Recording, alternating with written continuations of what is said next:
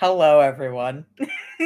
Welcome to MILF City, where it's MILF o'clock 24/7. We are so normal right now. We can talk about Adana. We can talk about Adana. We can talk about Adana. Oh my god. Oh my god. So in previous Q&As where we've talked about, there's one big plot twist that we've literally been sitting on since episode 1. That was it. That was it. This episode, Adana being alive, that was the plot twist. Since episode 1, we've been sitting on it. We've known the whole time. And now we can finally talk about it. Oh we feel bananas right now. Oh my god. Finally. Oh my god. Okay. All right.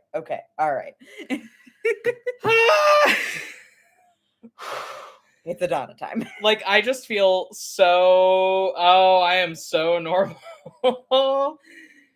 I am so normal. I am biting and clawing like a feral alley cat. It's finally time. We can finally talk about it. We have been so silent. Okay, now that we got that out of our system. Oh my god. No, it's in Chrome. I hit the wrong. Oh no. Oh, sorry. I'm trying to. It's in Chrome. There's a tab in Chrome. There we go. We have to do 2 different browsers. Anyway. Well, I'm gonna try it today without doing 2 different browsers. Yeah. We'll see if we die or not. But... yeah. Okay, talking points. We still do have the giveaway going. Once we hit 300 followers on our Twitter, we'll be giving away 3 lucky winners. Will get their choice of either a Leo or Fee keychain. Look how cute they are. They're adorable. Yes. Tell your friends to go follow our Twitter so we can actually give them away. And for our patrons, $3 and up, we released a Patreon playlist to go along with this episode entitled Adana, but it's all Halsey songs. I just thought, what better way to do a specialized Adana playlist than with the queen of Men Ain't Shit anthems? Like, Halsey writes about a lot of things, but the best thing Halsey writes about is about how men ain't shit. And I felt like that was very suited to Adana. And the musical stuff, I put hours and hours and hours of work into that playlist. It's worth. It's fantastic. It is fantastic. He went bananas for like several hours of an evening and just zoned into it. It was great. I was like, I've got it. Adana, but it's all Halsey. And Al was just like sitting on the couch watching TV and was like, yeah, man, go for it. And then 5 hours later, I emerged from a fugue state. Like Robin Williams and Jumanji. Just what year is it? And I had that. So if you're subscribed to the Patreon, go give it a listen. If you're not, consider subscribing because it's pretty fucking good. It's pretty awesome. Speaking of playlists, this week's episode playlist. Okay. Opening track was Woman King by Iron and Wine. That was for Fee's Pirate Queen moment. What lyrics do we even quote from this one? It's just the vibes. 100 years, 100 more. Someday we may see a woman king, bloodshot eye, thumb down, and starting to weep. Are the closing lines of the song, and I think that pretty good. It was the vibes. It was the vibes. Yeah, all of Woman King by Iron Wine has a vibe of a queen who doesn't want to be queen. Yeah. So that felt really good. It felt really good for the Pirate Queen conversation. And then we had Everyone by Betsky, which is also a Fee song. Everyone, all of them, everyone said don't go that way. So of course to that I said I think I'll go that way. And I left the door open to the dark. I said come in, whatever you are, but it didn't want me yet. And I opened my arms wide to the dark. I said take it all, whatever you want. I didn't know that I was young. I didn't know what it would take. Sometimes I think I am free until I find I'm back in line again. Which very good, and also back in line again. Play on words, both for the conformity aspect and also Fee being in line for thrones that she doesn't fucking want. Fee voice, I am just sitting here. And then the next song was "Time for a Sign" by William Beckett, which was for the Leo and Calista scene. Yeah. Go. I think this is when Leo and Kalessa finally get their big catharsis, because I feel like they were trying to get there back in Volder, and they didn't quite get to that point of that actual like forgiveness and catharsis and the rebuilding of their friendship. And I feel like I don't want to say they're back where they were, because the point is that they're not back where they were, you know? Just, that repeated pre-chorus of "You're not alone, know that I'm here, know that I won't take you for granted." Stop waiting, start taking control. Your life's on the line. Yeah. You keep painting a scene, try so hard to believe this is easy, and every cheap magazine's a reminder that people don't change, but the truth of the matter is the bastards and patterns keep repeating. You're asking for answers to questions like you're chasing a dream. Like, we've been trying, we were trying for the entirety of season 3 to get Leo and Kalessa's friendship back on the rails, and it just kept not working. Well, because they both kept getting traumatized at inconvenient times, really. Like, if we're looking at it like that, I mean, it was good. It was good to get them on the same page, at least tentatively. Like, I think it's all uphill from here. I think this was like I think this was the moment where they really came back together, and that was good. Like, everything's not fixed, obviously. It takes time, but no, it was the "I'll see your 5 and raise you 10" thing. That was like, that was kind of the mutual agreement that they were like, okay, we're gonna be friends again. Like, like, there's still stuff to work out, but I think they are on as good of terms as they can be with what they've been through to start rebuilding things. So,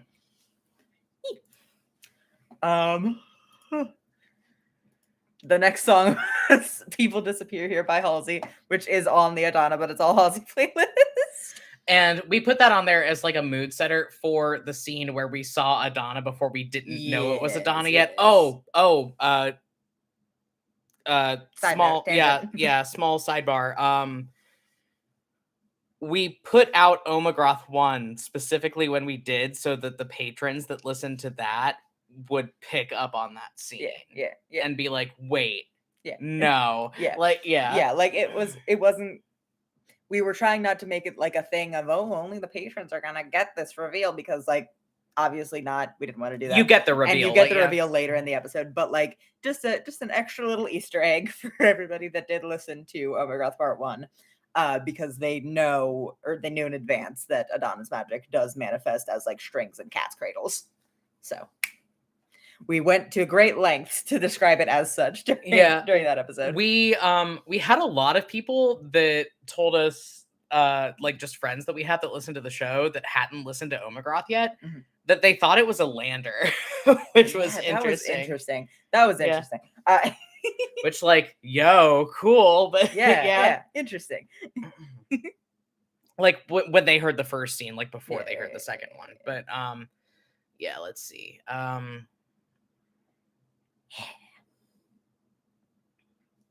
What do we clip for this one? I hurt myself to make sure I exist. I pinch myself to make sure that I'm real. I hurt myself to make sure I exist. I need someone to tell me how I feel, because people disappear here. People disappear here. People disappear here. Like, and it was also the opening verse of the girl from California. Wait, she has my name but not my face. And I tried to let her be someone, hoping when the morning comes, she's not another hit and run, but everybody knows that people disappear here. Yeah. It was kind of like not an ode to Luxtolgalen, but but it was a reference to the island. Yeah, people disappear here is definitely a reference to the island. Like, it felt good to put it in there. Next one is "In the Woods Somewhere" by Hosier. This was fully a scene setter. Like, I don't think that lyrically anything is like super relevant, but the idea of like something in the woods that you can't see hunting you was very good for like that moment where Leo and Fee were hiding in the tree, and like Leo had his hand over his mouth, like trying not to breathe because there was something right outside. Like, clutched my life and wished it kept. My dearest love, I'm not done yet. How many years I know I'll bear. I found something in the woods somewhere. Oof. Felt good. It felt delicious. It felt very good. And then our closing track was Mama by MCR. And I don't regret anything. I don't regret it. I don't regret it. We're right, and you know it. Everyone knows that Mama by MCR, but it's about being transgender. Yeah, dude. You should have raised a baby girl. I should have been a better son. Yeah, dude.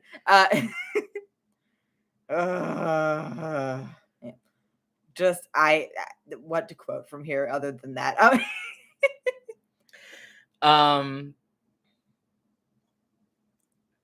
And if you would call me your sweetheart, I'd maybe then sing you a song, but there's shit that I've done with this fuck of a gun. You would cry out your eyes all night long. We're damned after all, through fortune and flame we fall. And if you can stay, then I'll show you the way to return from the ashes you call. Like, yeah. It felt like such a good closer with where we ended the episode. I was like, I immediately, as soon as we were done recording, I was like, our ending track on the playlist needs to be Mama by MCR. Like, yeah. And also, like, when else could we have used it other than Adana coming back? Yeah. Oh, goodness. Okay, so that's the episode playlist. We have so many questions that are just variations on, hey, what the fuck? What? Why? Those are our 3 questions in all caps. Hey, what the fuck? Haha. What and why? We've been sitting on this shit for so long. Since episode 1. Since episode 1. Like, in the original outline of this fucking campaign, we were like, oh yeah, we're going to fake out Adana being dead, and then she's going to come back in the last season. And it was just, we were waiting. We were so patient and so quiet. Oh, goodness. Our first question that wasn't just what the fuck or one word W questions was in all caps. They got MILFs in Luxtagallen? Alive MILFs? They sure do. They got one, at least. They got one. Yeah. So long we were sitting on this. Like, if you go back, you'll find like a lot of reference to the fact that Leo thought Adana was dead from the beginning. And I think that's kind of why the narrative insisted that Adana was dead, was because that was what Leo thought had happened. And like, but if you go back to the beginning, you'll notice that he always talks about it being like cover up, that she was just sent to the island and she's still alive, but Leo knows that they killed her. And it's not until the end of season 2 that anyone else corroborates the fact that Adana's dead. And it's when Alasha says, oh yeah, Adana tragically got sick and died in the care of the priesthood, conveniently just in time for Alasha and Moreland to get married. But like, it's always been a thing of Adana's death was very much ambiguous. Like, yeah. It was always a thing of like, the cover story was that she just got sent to be in the care of the priesthood because she wasn't well. And then Leo knew she was dead. Yeah. It was very much it was very much the double fake out that we were going for. Yeah. Well, and like that's what we were saying a couple weeks ago in terms of like, yeah, the big plot twist is something that you can figure out, but like you're gonna have to work really hard to figure it out, because pretty much the only tip off that we have that makes you able to figure out that Adana's alive before this episode is that Leo never saw her ghost. Yeah. that was something I was like, because if she was dead, she would have been the Arcana ghost instead of Leo's grandmother. Yeah. Yeah, that was very much the tip off of like the people that Leo was seeing before Ileana showed up were like Soren, who obviously he was very close to, given their whole relationship, and Valorant, who was on his mind and who's close to the situation, and then randomly related to him, yeah, and then randomly it was Ileana, and like that was kind of intended to be a tip off, but only if you squint, like but only if you like squint at it. like this one was hard to figure out, and we Yeah, did that yeah. intentionally. Oh, like yeah, we yeah, yeah. wanted that twist to be like, again, we don't ever do plot twists or anything like that for a gotcha moment. Yeah, We yeah. want people to be excited when Yeah, they yeah, happen, yeah. and like not we're not doing it to be like, haha, we knew the whole time and you didn't figure it out. Like, no, we want you to be as hype as we are. Yeah, She's yeah. We're alive. so hyped. We're so ooh. But yeah, it was very much something that was intentionally not foreshadowed very strongly, and something that we wanted to be a surprise, but like it was never intended to be figured out before it got revealed, which was something that was fun. um one of our questions was in all caps, so elaborate on what you've just done. We should clarify. Fee saw Adana and she like physically impacted with Leo and she talked. So you can like tell straight off the bat she's not a ghost. Like Yeah. she is alive, she's there. She dropped down onto him out of a tree. Yeah. Like, Yeah. Adana's just been chilling. And we go into it more in the next episode. Yeah, like the next yeah, episode yeah. is basically the Adana backstory dump of like what she's been doing the last 70. Well, it's closer to 77 years, but at the beginning of the podcast, yeah. The last several decades, almost 80 years. She's just been on looks to Colin. just been there, just hanging out. Yeah. Oh my goodness. Well, and like again, this is something we're gonna explore more in the next episode, but like there was that whole thing where she thought Leo was Val for a second. Yeah. And we'll go into Adana's mental state. Yeah, we will go into it, but like suffice to say for now, when Leo was so insistent in season 1, episode 8 about like my mother didn't go mad. Yeah, Leo is an unreliable narrator. Leo is an unreliable narrator, and Adana went through many, many decades of constant magical gaslighting and magically amplified mental abuse. And as a diviner and as a divination wizard who has a lot of her power centered in that, is a little unstuck in time. We go into Adana's state of mind next episode a lot, but like it is kind of a thing of you kind of have to ignore what everyone else has said about her. Like the only foreknowledge you can really trust about Adana are the bare facts.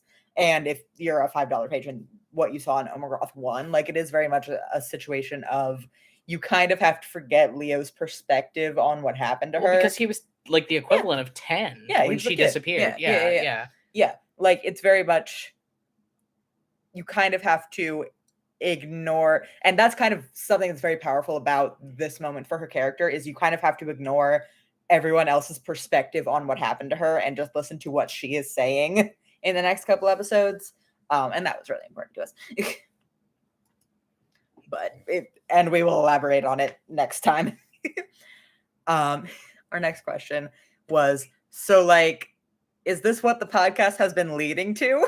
How were you able to keep your chill? We weren't. It's not what the podcast has been leading to, but it is the biggest twist and the biggest plot point that we have had to sit on and be so quiet about. I am quiet like a little mouse. Yeah. It's very much, this was something that we had prepared and that we had lined up for almost 2 years at this point. Yeah. Like from the jump, like from the time that we designed like the Valsign we had the Valsign like family designed like ever since we were playing Leo and Fee in their home game. Like we had the basic premise of Adana designed, so like she's been around for basically like 5-6 years. Yeah, now. But since we started like laying out anything of the plot of the podcast, like before, she was just straight up dead when we were playing her in our home game. Yeah, like she was just straight up dead. Yeah, but like as we were starting to design things for the show and for this story, like before we had half of our character concepts down, we were like, oh, Adana's alive. Adana's alive, and we're faking everybody out about it. It was, we were not able to keep our chill. We were able to keep our But show we were. on microphone and in public, and that was it. But I will say, she's not here right now. Chelsea has also known from the jump, Yeah, and yeah. every time that we just felt like we needed to yell, we just went and yelled just at went and Chelsea. yelled Like, at they don't Chelsea. know. They don't know. They don't know. Oh my god. Chelsea has been so excited for the actual episode to come out too. Because Like, Chelsea loves Adana so much. Chelsea It's so loves Adana. charming. It's great. Like, yeah. It's great. I mean, we also love Adana We so also much. love Adana, but like but the fact that Chelsea loves Adana as much as they do is just delicious. When we were like starting to plan Yeah. doing the Omegroth episodes, Chelsea was dead ass. Like, do you want me to play Adana? And we were like, we can't. We can't. Yeah. She's like, I'll do it. It was so fun. But yeah, we're very excited that this is out. But we TLDR. TLDR. Oh my god. We are so excited that we can finally talk We about can Adana. talk about Adana. Oh my god. Like, since the episode came out, we have just been looking at each other and going, oh god, we can talk about Adana. Oh goodness. Because we were just sitting on our hands that entire time. For so long. Our next patron question was, do the priests in Luxogalan double as like guards? Is the priesthood that intense when it comes to training? So no one lives on the island that is not part of the priesthood, is the thing. Like, it's not so much that they double as guards, but that they have to be guards of the island because no one else lives there. Yeah, like no one else is there full time is the whole thing. We will find out more about the initiation of becoming a Kimmerlite priest in 2 weeks. We will find out some more information. And but for various reasons, the priests also have there is a bit of a physical training component, and we'll get into why next week. But they are very capable of defending the island. Know what I mean? Yeah, they are capable of defending the island, and they have to be because no one else is there. And then our next question and relating to that was, do all priests receive this training or just the ones on the island? every Kimmerlite priest goes through initiation on that island. Yeah. They Yeah. are all complicit. Yes. They are all aware of what That's goes the on thing. there. Yeah. Every single Kimmerlite priest is complicit in what's going on there because they all go through initiation on that island. Even the ones that are back on mainland Australia, Yeah. just, you know, Kindly Brother Vanto from season 1 knows exactly fucking what the fuck is complicit in going this on shit. on that island. Yeah. That's something that we kind of want to drill down on as we get into this last arc, because we're going to be fighting a lot of priests.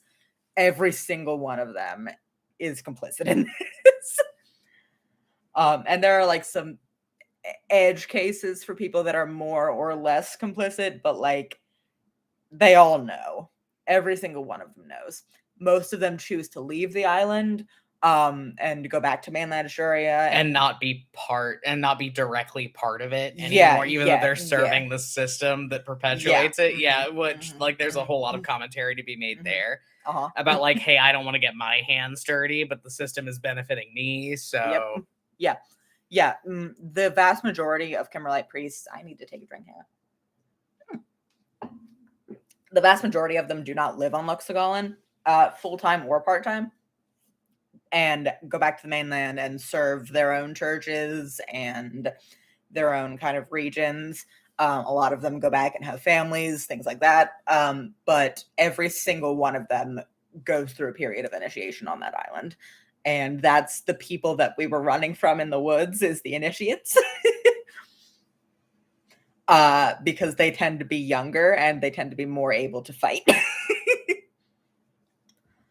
Yeah. But there are also like big bad clerics that live there, like very powerful people. But those aren't the people that were chasing Leo and Feet through the woods. That was they sent the freshmen out to do that. It's hazing. It's hazing. Oh goodness. Oh no. I do think going into those woods is hazing, given how long Adana's been there. something snipe hunting.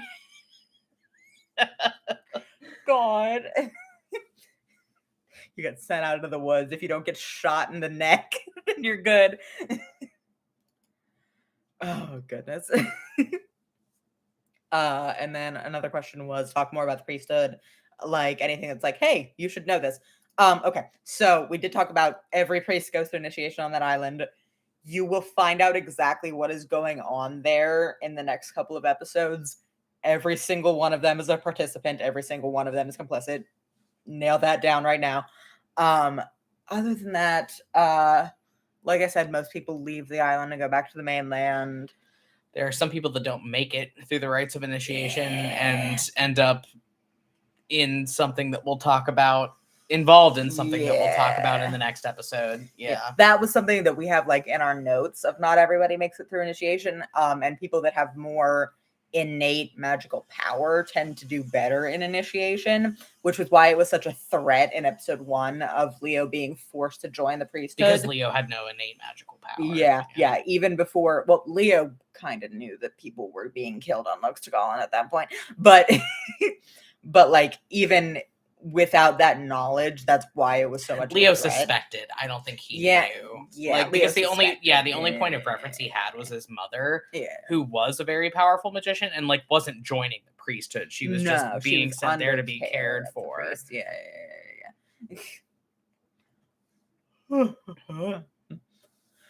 But yeah, a lot of people don't make it through initiation. So like everybody that is on that island is people that made it through the initial rites of initiation and are staying on to serve the priesthood. Mm-hmm. And that's why it was such an easy thing to explain away in regards to Soren joining the priesthood, because he was a very magically powerful person in his own right. Yeah. And yeah, like, oh, he went there to do this political thing to like keep his family's name out of the mud. Yeah. And like everybody in the social circle that wasn't like Fee or Fen or Kalessa, who actually knew what was going on, would have just accepted that as like, oh yeah, okay, cool, he's just going to be a priest for the rest of his life. Yeah, it's an accepted thing for people to join the priesthood to get out of crimes and to get out of punishment for various treasons against the state. Yeah, I mean, like that's a popular fantasy trope. Like think something like Game of Thrones, like taking the black to get out of it. Yeah, and that's something that we've set up. I'm sorry, people are working outside of our apartment. That's something we've set up as like a popular piece of rhetoric around the priesthood, but like as we've seen with Soren, most of those people do not actually join up. No, they just die. Yeah, and it is easy to explain away the fact that they aren't seen after that with the fact that a lot of people do choose to stay on the island. Not like not the majority. Not a huge amount of people, but if somebody disappears, you know, and again, like with the magic surrounding the island, it's not like you can go check on them. Yep. Like, it's very much something of like, that is a popular fiction that is used to explain away a lot of disappearances. That is not what is actually happening with most people that join. They are being quietly killed, and it is explained away either because they didn't pass the rites of initiation, or a lot of people don't leave the island after they do. A lot of people don't leave the island after they fully join up, or this, that, and the other. Like, it's very much the average Australian citizen does not know anything about initiation into the Kimmerlite Church, and we will see why in the next couple of weeks. I'm just trying to think of like anything that we need to establish now that we've established earlier. But yeah, like something that needs to be understood is like every priest in every little village and hamlet, like every prior of every tiny church knows exactly what the fuck is going on that island. Brother Vonter from season 1, the priest that Leo talked to in Volder, every single one of them. Yeah. The only Kimmerlite priest in the world that up until this point did not know what was going on that island is Leo, because Leo never went through the formal rites of priesthood. Yeah. It's it's a lot. Yeah. I'm trying to think of anything else that we need to establish or that we have established that we need to remind people of, and I think those are the things that are like relevant going into this last arc. We're finally in what we've been referring to as Looks to Gollin arc, which is the end of the series, and we're hype. Oh, we're excited. Oh, we're boots on the ground on that island for the rest of the campaign, everybody. Good fucking luck. Good luck. Good luck for us as well. Our next question. Our next question was, how did you come up with the soap mechanic? I need to know. We didn't come up with it. We literally purposefully left a big blank of like, how are we gonna get onto the island? Because we wanted to do some wild shit. Yeah. And we just like, rolled with it. Yeah. It was. It literally was between realizations in the actual episode. There are pauses where we turned the microphone off and went, wait a second. Yeah, and there was a lot of the like back and forth conversation that got cut out of the episode just because it ultimately would have been boring to listen to. Yeah. It was a lot of us debating D&D mechanics that got cut out, so you just got the part that matters. It was I googled how long it takes a bar of soap to dissolve in salt water. That's how we were doing for that whole thing. Well, because I think our initial idea, like when we paused and we're talking about like, okay, you can cast it on an object, but what can you do? Our initial idea was Leo had a water skin and was going to blow it up and float it. That was an idea. Yeah, that was an idea, and we ended up not going with that because it wasn't funny enough. Our initial idea was to just get invisibility cast on us, but then we realized that it was better if we couldn't get more than 2 people through the barrier. Well, and obviously, like, if you cast a spell with invisibility, like Fee couldn't be casting gusts. That too. Because if you cast a spell with invisibility cast on you, you can't stay invisible. Yeah, because greater invisibility only lasts for like 1 minute. Yeah, greater invisibility doesn't last long enough, and they because Ravane and Sabine, I believe, both have greater invisibility, but they would have had to come with us, and we couldn't justify that. And it would have been like super high level spell slots that they couldn't use repeatedly, and we would have either had to have moved the ship closer and the barrier closer, which we didn't want to do because that's kind of like, okay, that's not anything. That like the distance we would have had to be at would have been like, oh, so people just can't actually step on the island, but they can just see things going on there. Yeah, we needed like the 1 mile Yeah, we needed enough of a distance for like plausible deniability. And so we ended up scrapping the invisibility plan, and then we thought about doing Leo's water skin, and that wasn't funny enough. So we thought, okay, what do we have? And I'm still so exasperated that we ended up with fucking Surfing USA soap on a rope bullshit. Dungeons and Dragons is a game. Dungeons and Dragons is a fucking game. Sometimes you just have to do what you need to do. Yeah, and sometimes that means tying soap that you got a season ago to rope that you got in your initial adventurer's pack. When Fee said everybody stop saying the word soap, that was me speaking through her. Oh, goodness. Yeah, so in terms of how we came up with the soap mechanic, we didn't. We didn't. That was just us fucking riffing. It was a complete ass pull. We were just riffing. We were like, we have to get from point A to point B. How can we do that? Half an hour of real time. Yeah, we were like, we have to get from point A to point B using the rules of Dungeons and Dragons. How can we do this? Let's look at our inventories and our spell sheets. How can we do it and make it funny? Yeah. How can we do it and make it funny? Because it couldn't be dramatic. Oh, goodness. Last question from our patrons, and then we're just going to riff. Talk about Fecal this episode to heal my poor soul. I love Fecal a lot. I love them. I love them a lot. I did think it was funny that we got to establish that that Sabine and the captain have just, they conspired to murder the previous pirate king of the Zephyr Isles. Like, who, like, if it wasn't made clear enough, was the captain's ex-boyfriend. Yeah. Like, it was implied. And he was a piece of shit. Like, yeah. Listen to the captain, but it's all sea shanties. Popular playlist on compelledduel.patreon.com or patreon.com/compelledduel rather. But it's always fun when we get to like lampshade the shenanigans that Sabine and the captain got up to when they were married before Fee was in the picture. Like it's just it's delicious. Yeah, they very much did team up to murder the Captain's shitty ex, and I think that's great of them. And I think that's great. Just yeah, and also them just going. How many people have they conspired to murder together? The Captain and Sabine are so good. I love them a lot. Oh goodness. They've murdered a lot of people. We trans do crimes, I guess. Nobody that didn't have it coming. Nobody didn't have it coming. But oh goodness, it was really good. I liked that.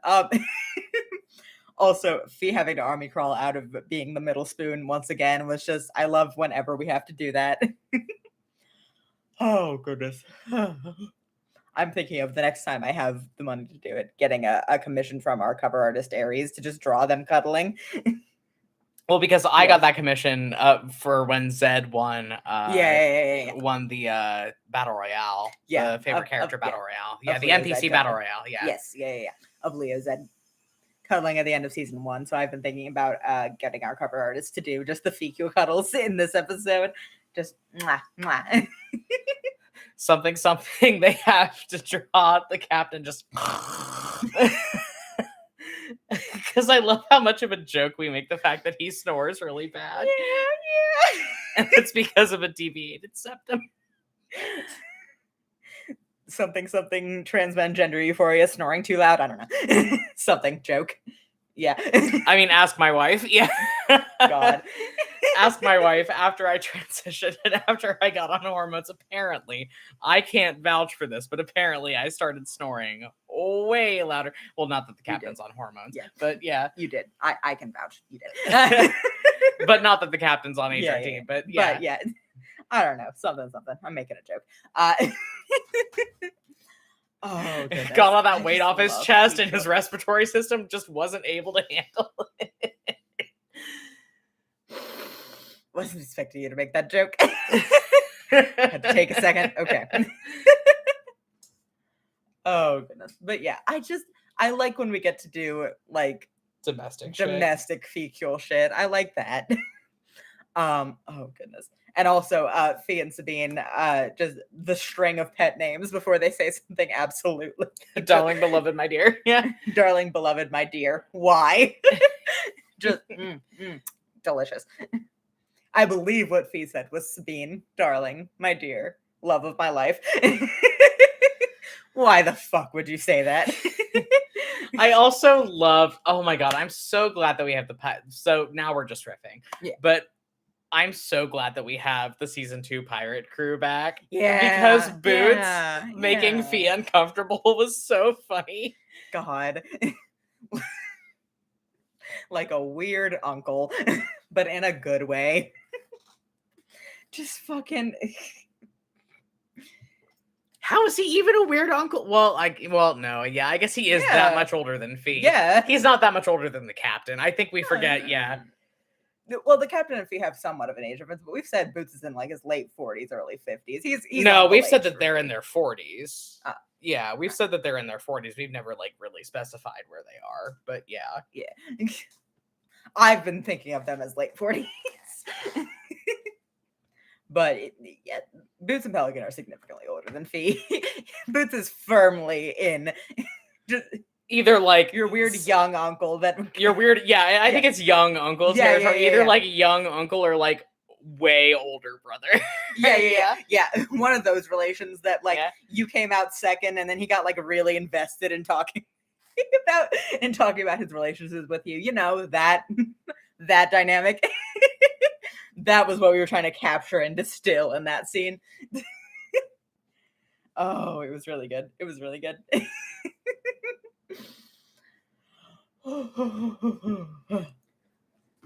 Oh goodness, what else to talk about with Fecule? I just liked being able to do everything that we did with them in the first like 20 minutes of this episode. It's really good. Also, Sabine, right before they went off the ship, just this is bananas. Don't die. Sabine lines of all time. I am romantically involved with two people that are absolutely off their fucking rockers. Yeah. Sabine voice, you give me agita. Pour one out and like maybe shake out a Wellbutrin or two for Sabine Javaris. Oh my god. She's having a time. Oh goodness. I just yeah, I don't know if anyone could tell. We are still trying to do that thing where we're trying to find the balance of the humor in the like down to the wire arc of the show. So that's been very interesting. I feel like we did a cowabunga, dudes. Cowabunga, dudes. Yeah. I'll be right back. Get a drink. But yeah, we had a lot of fun with this episode. We had an interesting The humor in this time. episode was very fun. Yeah. Yeah, we're just trying to find the ideal balance of keeping up the dramatic tension that we need going into the end, but not like making it a slog. We do want it to be a bit funny.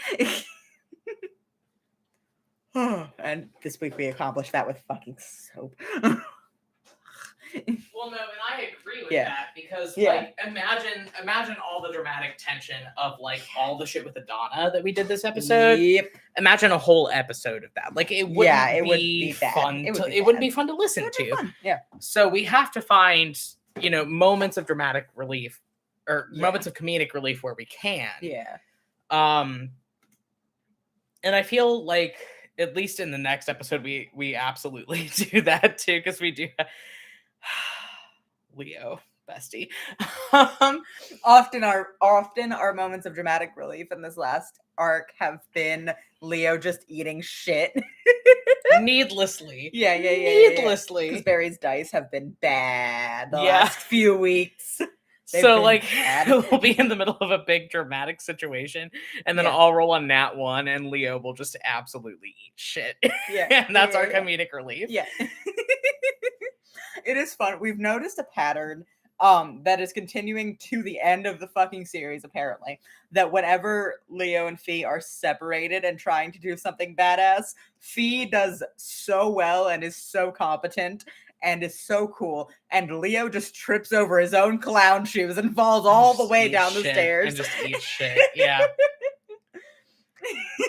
Do not expect well, and I guess that works into his fucking character arc. Yeah. Do not yeah. expect Laeral Valsine to do anything cool on his own ever. Yeah. He has gotten cooler, and then paradoxically, he has started reaching out of things that he can do reliably, which is character development. Like, he has moved on from only doing things that he knows that he's good at, which is part of his character development. It just so happens that it means that he eats shit All the time. all the time. Growth. Painful growth. Yeah. Oh goodness. I rolled oh god. The next episode I rolled so many nat ones. It's really good. Oh goodness. Thank you for reminding me that I need to cleanse our dice tonight. Yeah, tonight. Mhm. Yeah. Oh goodness. But yeah, oh god, we can talk about Adana. Oh my god, we can talk about Adana. We can't talk too much about Adana. No, but we yeah, can talk about Adana. she is alive. She is here. Oh, we're so excited. She's here. It's been we have been sitting on that. I am just like washed over with the relief of, oh god, we can talk about Adana. It was so Oh, hard. Like, yeah. let's just take a moment and talk It about was how so hard it difficult. was. It was Like, so fucking. Oh my god.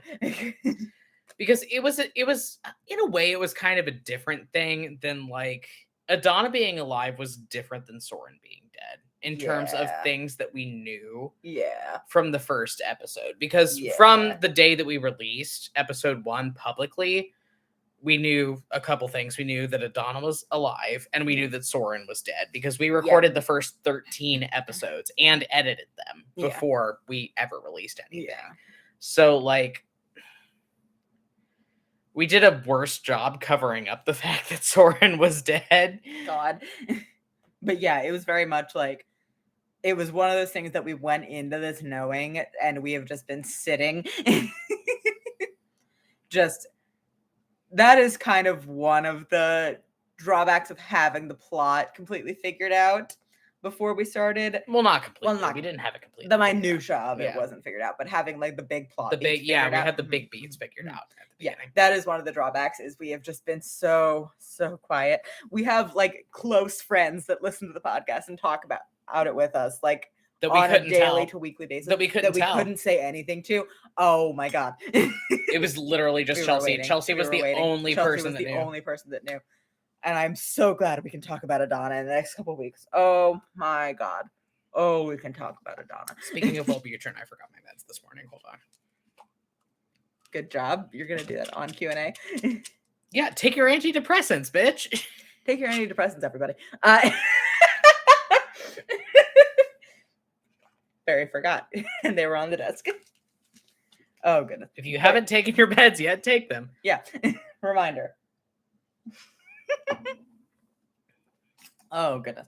But yeah, it was very much, we're just so glad we can talk about Adana, because we were trying to like drop hints to her characterization, if that makes sense, throughout the rest of the show, like in just Leo talking about her, and in like the fever dream sequence in where it wasn't actually Adana, it was like the version of her that Leo had constructed in his mind. And it's and that is very much like, it's very much kind of a frosted glass perspective on Adana as a character, and being able to actually talk about her as herself in her own words and being able to actually discuss her is just such relief. Well, and in a way, it's kind of an unpacking of like the fridge to dead mom stereotype. Yeah. Like, you know, not that there aren't pieces of media that do have a fridge dead mom that I don't love, like Full Metal Alchemist for sure is like one of them. Like, and I feel like they do that well, where like, you know, having a mom that died tragically and horribly is like a major like plot motivation. I didn't want to do that with what we're doing. Though. Like, not saying that is bad when it's executed well, because there are media properties in which it is executed well, but I liked the idea of us kind of not faking people out, but like the idea of taking something that would be framed as like, oh yeah, cool, you know, they're fridging the mom, like, oh okay, it's a dead mom, and it's like a catalyst for Leo's man pain or whatever. No, fuck you, she's alive. Yeah, it was very fun for us to like turn that on its head and be like, oh no, actually she's back. And also there's this whole thing in media where like mother figures especially have to be unambiguously good or unambiguously bad that I don't enjoy. Like, it's very much a thing of, there's this reluctance to give moms and mother figures nuance that I don't love in the greater media consciousness. Yeah, and I mean, and like, it was very nice to be able to set Adana up as a character that in any other, or in a lot of other stories rather, would have been just uncomplicated fridge dead mom, and being able to bring her back and also add some nuance into her character. And like, she is uncomplicatedly a good mom, and she is not like a bad person, but it's nice to be able to have like some rough edges on her and be able to like talk about her with nuance. Well, being able to, especially like in the next couple episodes, to talk about how messy her mental health is. Yeah. And how like in Leo's eyes that does not make her less of a good mom. Yeah. Like, and like, we've tried to do other complicated moms in the show, like Zed's relationship with his mom is complicated. Celica and Talindra are complicated, and how they relate to Ravane. And like, Fee's birth mom is a complicated person through no fault of her own, but like, she made bad choices. And Alasha especially is Alasha's not like Alasha's Fee's adoptive mom, even if they don't use the word. And we've said that before, but like essentially Alasha is Fee's mom, and she is a very complicated person. So like that's very much something we were trying to do and have been trying to do consistently, is just make the moms complicated. And it's nice to be able to, it was something that we were looking forward to be able to bring Adana back and bring her into that overarching theme, because the fridged mom is the most victim to the tropes about uncomplicated moms. And just being so like Yeah, uncomplicatedly yeah. good and Yep. wholesome, Mhm, and like mhm.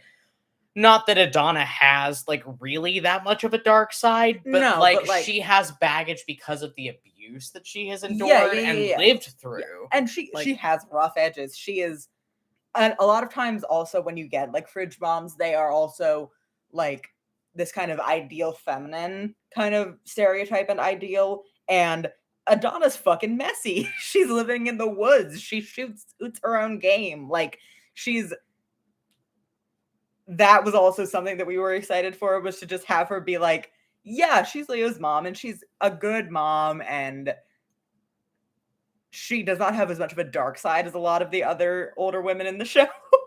But also she's just, if you don't like weird women, yeah, get the fuck out is she's the messy motto and of our foul. show. She's messy and foul-mouthed and violent, and I love her. Yeah. If you Yeah, don't like it was weird just a women, get lot the of fuck things out. that we wanted to kind of unpack with her that were very fun. And Oh, you'll be goodness. seeing more of that, you Yeah, know, yeah, as yeah, we yeah. go on. We're 10-minute just call. Adana. If anybody has anything else they want us to riff on, Yeah, go ahead and yeah. put it in the chat. But just, yeah, I don't even know where I'm going with this. I just want to riff on Adana. I just love Adana. I'm so excited to talk about Adana. Because we can finally just talk saying about shit. Adana. Oh, we've been waiting so long. Oh, goodness. Well, yeah, and I think the establishment of Leo as an unreliable narrator is the exposition on Adana that we've Yeah. gotten through Leo this whole time has been this very like idealized, oh, like, yeah, my mother was fucking perfect. Exactly. Mhm, Because mhm, mhm. she Yeah. dropped off the face of the earth when he was 10. So Yep. what else, what else are you supposed to think when Yeah. you're 10? Yeah, it's very much a counterpoint to the unpacking that we've done of Moreland through Fee's eyes, and then Alasha through Fee's eyes, and then Moreland again in the other direction through Leo's eyes, as like making him more complicated And more human. Yep. Yeah. Yeah. Yeah. It's very much kind of the end point of something that we've been doing throughout the entire campaign, of figuring out that your parents are very complicated people. Yeah, and I think as far as like unpacking his parents shit, like that is what it comes down to for Leo, is realizing that both of his parents are people. Yeah. Yeah.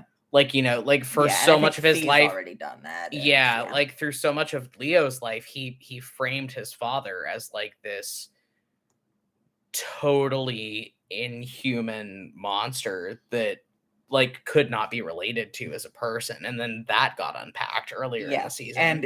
And very much like black and white morality kind of thing. He very much framed Adana as like perfect and untouchable.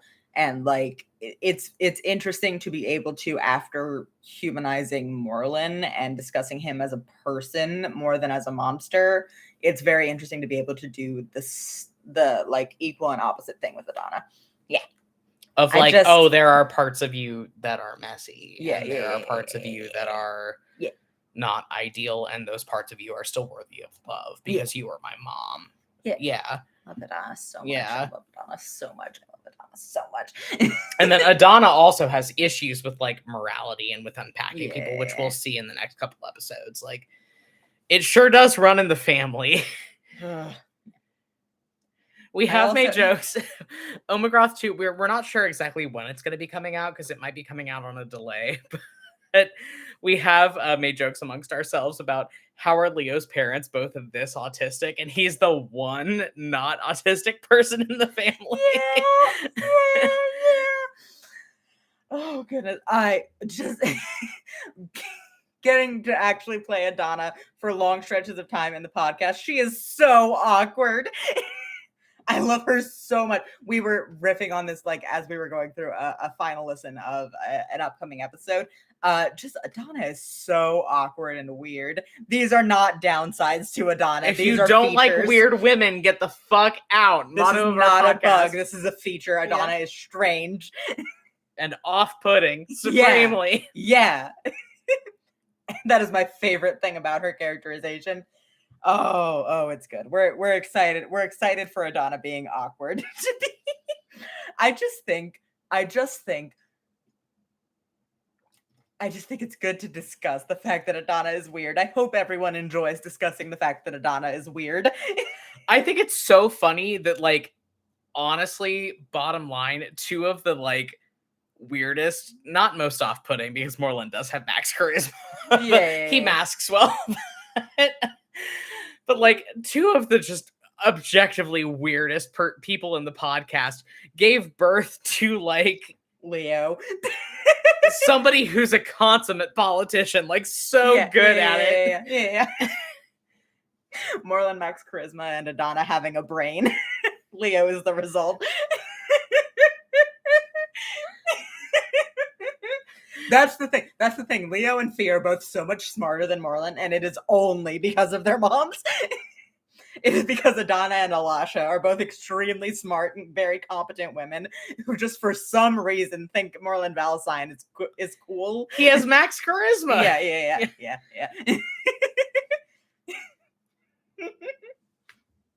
God.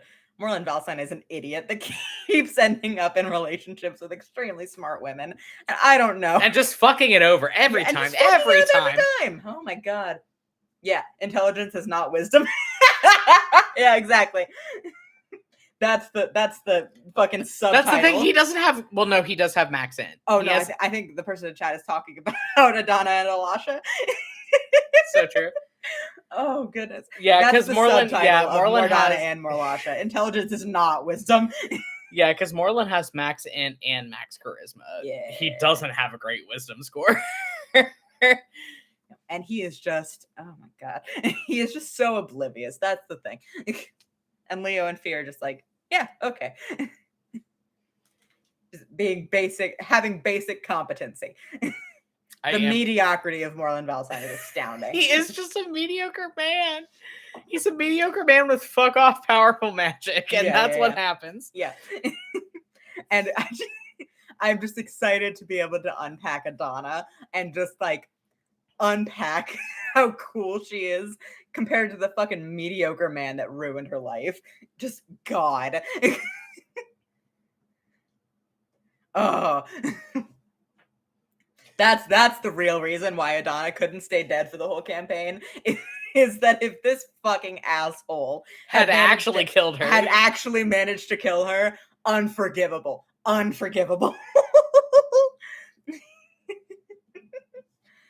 Oh goodness. Like, not that he's one note or anything. No, but just you don't know. You don't get to kill her. Yeah, exactly. Yeah. That's the thing with Adana. You don't get to kill her. She's too good for that. Yeah. Oh goodness. Okay, 2-minute call. 2-minute call. Anything else you want us to riff on? Yeah. God. Oh goodness. But yes, TLDR of the whole Q&A. We're so excited that Adana's back. We're so excited. Finally fucking talk about her. I just want to talk about her. And we will be talking about her a lot Monday. A lot. Oh, I love Adana. Oh, I'm so excited. I'm so excited. I will say though, that's another thing. That's another point where Moreland and Olander are fucking narrative foils because Adana is just as weird as Lorraine was. Yeah, no, and I think we've joked. We have an inside joke about Valsine men come in 3 flavors: wife guy, whore, and Boreas. Yeah. It's wife guys, it's sluts, it's Boreas. That's it. But also, like Moreland bridges the wife guy and slut categories. God. You know that when he met Adana, he wrote home to his brother immediately, like, I have met the weirdest woman I have ever encountered. I'm in love with her. Yeah. That's the point where Moreland and Olander are parallels. It's that and the killing their siblings. Yeah. That's it. Oh goodness. But yeah, it's gonna be very interesting to unpack Adana being weird. And Goodness. she's weird. We have been riding just the high of Adana being here. We're not fucking coherent, you'll notice. I'm sure people have noticed through the course of this Q&A, we're not fucking coherent right now. We're just so glad Adana's here. Oh, we're losing our minds. Okay. She's back, Whoa. baby. Not even back. She's just here. Yeah. The adrenaline is dying down. Oh my god. Oh. All right, and with that, next week, check the content warnings. Check the content warnings for sure next week. There's some stuff. Check the content warnings. For a $5 and up patrons, Umbergoth 2 may or may not be coming this Friday. Will be coming in the next couple weeks. I'm gonna start editing it tonight, like as soon as we get off of here. Yeah. But hectic couple of weeks for us, but woo! Just keep an eye out for it. We are so excited. We'll see you guys the next content Monday. warnings. Yeah, we'll see you next week. Adana's back. She's back. Ow! Sorry. You punched I'm me. so sorry.